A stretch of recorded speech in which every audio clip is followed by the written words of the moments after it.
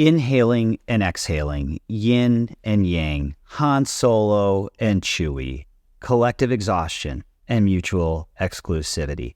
Each of these on their own is fantastic, but taken together, they're a match made in heaven. Once we have an experiment, we inherit a sample space, a complete collection of every possible outcome. On any one trial of the experiment, exactly one outcome will prevail. Collective exhaustion guarantees us the union of our events that we crafted. At least one of those events will contain the prevailing outcome. On the other hand, mutual exclusivity guarantees that at most one of the events that we've crafted will contain the prevailing outcome. In order for both of these to be true, exactly one event must contain the prevailing outcome. I'll explain with an analogy. Let's say that you had two friends and you were all trying to get together, and your one friend said,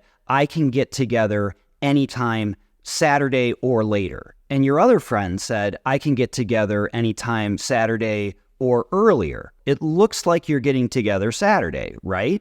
Well, that's exactly what's going on once we combine mutual exclusivity with collective exhaustion. When you have specified your events in such a way that they are both collectively exhaustive and mutually exclusive, then congratulations. By definition, you are now working with a probability distribution. A probability distribution does not tell the future for you. It's not a crystal ball. It's not going to let you know what's going to happen next, but a probability distribution will, at the very least, help you to tease out some order from the chaos that can otherwise characterize our grim existence.